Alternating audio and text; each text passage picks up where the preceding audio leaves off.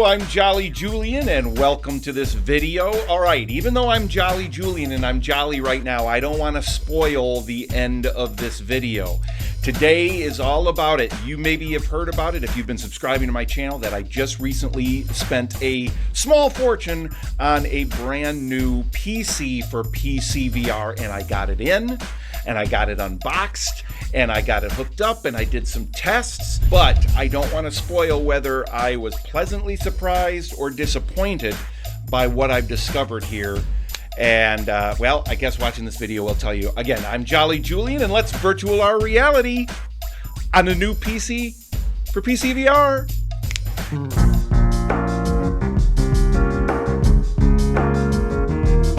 All right, so to bring you up to speed, a couple of weeks ago, I went ahead and purchased myself a pre-built computer through Dell. It's an Alienware PC specifically built for PCVR, or at least the specs of it are designed to work very well with PCVR. Now, I know a lot of people in the last video that I did about it have been communicating with me whether I should have done it through Dell, whether I should have done it through a different company, whether I should have built my own. But for the most part, the comments have been very encouraging, saying, hey, let us know how it is. Let us know how it works for you. I know I probably overpaid a bit for this computer because I didn't build it myself. I got it through Dell, but I wanted the people who knew what they were doing to make this thing for me and have an ironclad return policy if it didn't work to my specifications. And today I'm going to let you know whether I'm pretty sure if I'm going to keep this thing or if I'm going to return it for a refund. So here's a quick review of the very basic specs of this computer, the processor, GPU, and everything. Boom.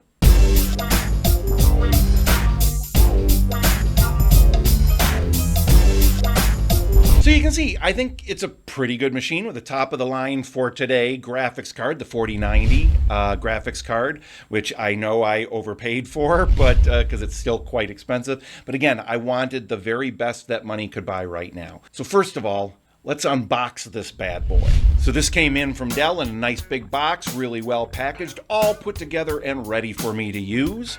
Taking it out of the box, I gave it a good look over, make sure everything looked great. There were no scratches, no dents, no problems on it at all. I peeled the protective plastic off of it as well, took a quick look inside, and everything looked good to go. And I was ready to take this down into my studio and get it hooked up. That computer, FYI, is right over here. It's just down here where you can't see it, next to my other computer, which is the one I've been using for the last 5-6 years or so. And I'm going to be doing some side-by-side tests here with a couple of games today to reveal how the new computer stacks up. So now you can take a look at this machine real quick in all of its glory and see how beautiful it is as we go into this sexy computer montage.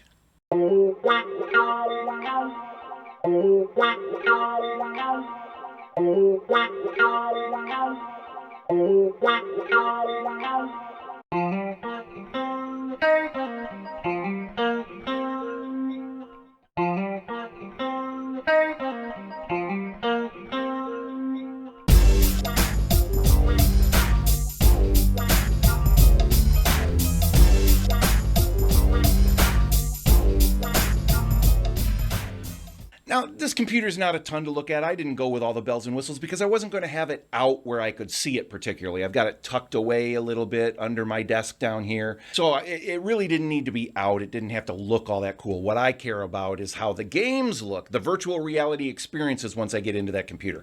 And let's talk a little bit about that. So getting everything installed went great. It already had Windows 11 installed on it. This thing boots up incredibly fast. Within about 5 to 10 seconds, it is booted up and ready to go. Very, very quick. And this thing is quiet. This computer is so quiet. Now, I had heard things from people about Dell computers and with sometimes their fans being a little bit too loud, even with this Alienware computer. I was a little nervous, but I'll tell you, this thing is quiet. And I double checked and the fans are working. They are actually running. So we are good to go there. And I do have MSI Afterburner installed so I can check temperatures and so forth and keep my eye on that. And so far, I have not noticed any major overheating. Now, for the tests that I'm going to do with this computer today, I am not doing any sort of overclocking of the CPU or the GPU. I am just doing this out of the box, no overclocking. Now, might I do some overclocking in the future? Maybe, but if I'm thinking of returning this thing, if it doesn't perform markedly better than the computer I've been using with the 2080 Ti in it and the older CPU, then I really can't overclock it because that might void the warranty and their guarantee to take it back. So we're going to test this cold out of the box on a couple of programs. So I'm going to test this on two things today. I did a third, but I tested it just for myself. I may do a test of that later, and that is Flight Simulator. That was the first thing I loaded up, was Microsoft Flight Simulator 2020, and did some tests with that. I'm not going to reveal today exactly how that went. I'm going to do a special video about that a little bit later. But the two programs I'm going to test on today is No Man's Sky, wonderful No Man's Sky in virtual reality, and a game called Raft that I'm playing with a mod that turns it into VR. I thought this would be a great mixture to test these two things. And what I'm going to do is I'm going to test both computers, my one with the 2080 Ti in it, my old one, and the new one with the upgraded CPU, the upgraded RAM, all of that stuff, and that 4090 graphics card.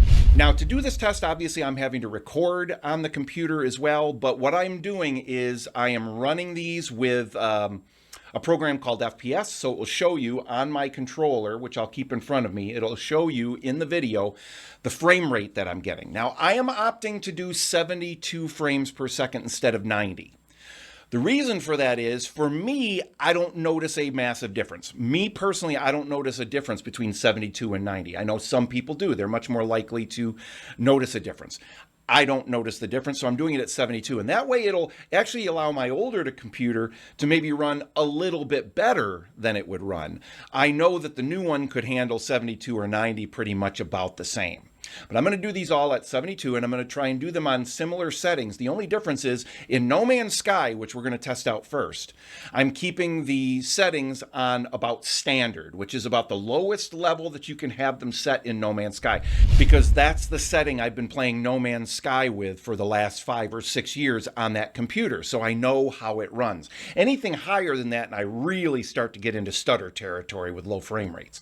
But on the new computer, which I'm calling the VR Beast, not an official name, not trademarked, but you know, it's VR Beast. That's the name right now.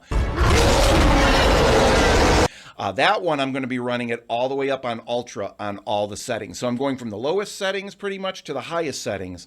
And then I'm going to show you almost side by side, or at least alternating between them, what kind of frame rates I'm getting by looking at the FPS counter on my wrist. Let's jump into No Man's Sky. All right, so here we are on my original computer. This is not the new computer. This is the old one with the 2080 Ti. It's about a 5-6-year-old computer. And here we are walking around in No Man's Sky. And you can see the frame rate is not great. I'm getting somewhere usually between maybe about 30 and 40 FPS, maybe sometimes a little bit above that. But yeah, it's struggling, and you can see it here. I'm recording it on the same computer, okay? So I'm recording on the same computer that I'm playing on, so it's going to take a little bit of a hit there, but I can tell you this is kind of what it looks like when I'm playing when I'm not recording, maybe a slightly higher frame rate. You can see that frame rate is going all over the place as I go inside the building and as I go around the building. You can see what that is doing to the frame rate here when I get a lot of stuff on the screen. And this is just a base that I built in No Man's Sky myself. Thought it would be a great place because it's got a lot of stuff going on. Now let's take a look at the VR Beast. Now here we are with that 4090 just humming along and singing. On ultra settings, again, the highest settings versus the lower settings that I'm using for the other computer, look at the frame rate I'm getting here. I'm getting right around 72 frames a second. Sometimes, you know, it does dip down into the 60s, maybe even the occasional 50s just for a moment when I get into a really busy area. But again, I haven't tweaked settings. I haven't even tweaked my NVIDIA settings yet. And you can see how much smoother this is looking. That is No Man's Sky. And boy, right now, I mean, you can see there's really no competition which one is running better. Is that new computer working well? So far, it certainly seems to be singing when it comes to No Man's Sky.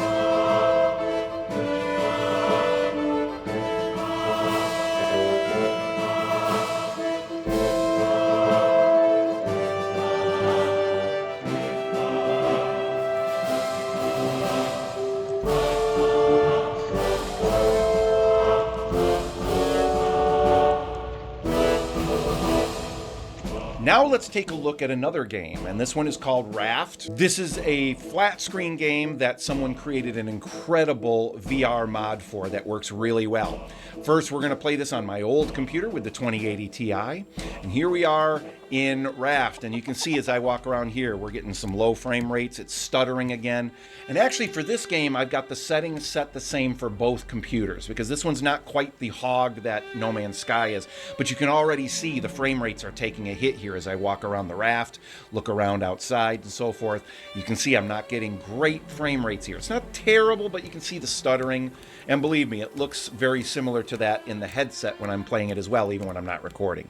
Now let's contrast that with the VR Beast, the new computer with the 4090 graphics card.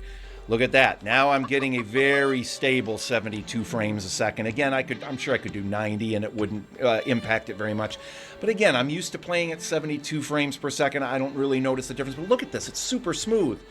So crisp. Everything looks better. Everything, even though I didn't boost up the graphics or anything for it, it just looks better already. So much smoother. Absolutely a night and day, almost night and day difference. Now, and you can see with the frame rates, I'm getting almost double the frame rates in both of those games on the VR Beast than I was getting on my old computer. So would that make it worth the purchase? We're going to talk more about that in a second. So here again, let's show a little side by side of each of those programs very quickly. Here's No Man's Sky. On the left, we've got my old computer. On the right, we've got the new VR Beast with the 4090.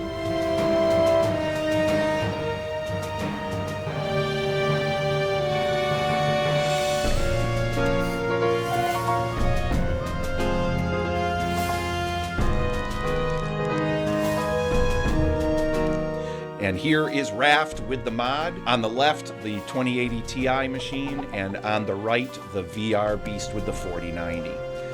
Quite a difference there, I would say.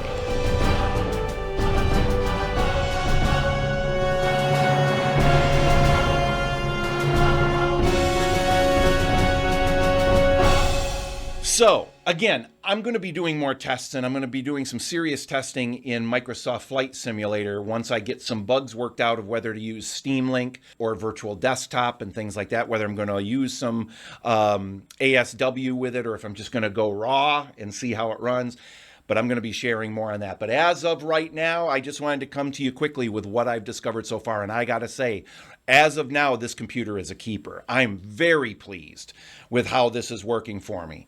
It's running wonderfully. It's booting up very quickly. It's nice and quiet. I don't seem to be overtasking it. And yet, in No Man's Sky, a quite graphic-intensive game on ultra settings, it's running at a very smooth 72-ish frames a second. Sometimes if I get into busier areas, it might drop just a little bit. But again, that's on the highest possible settings within that game, and it is quite a beast of a game. For any of you who have played it, you know what I'm talking about.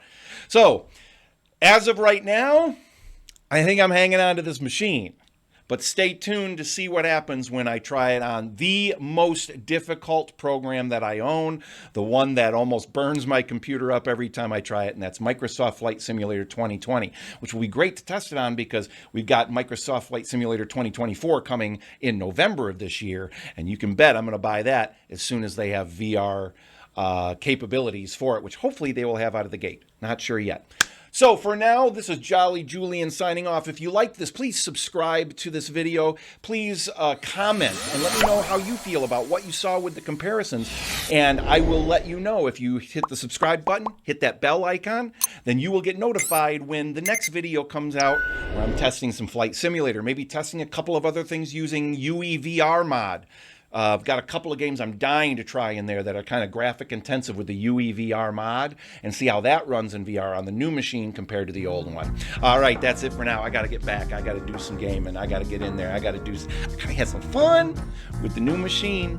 Again, I've still got time to return it. So the jury is still a little bit out, but as of right now, thumbs up. I'm hanging on to this bad boy. Let's see if it stays that way. Again, this is Jolly Julian, and I will see you in virtual reality because I can't see you in the real world. You can see me, I can't see you. That technology hasn't happened yet, so, but catch you on the next video.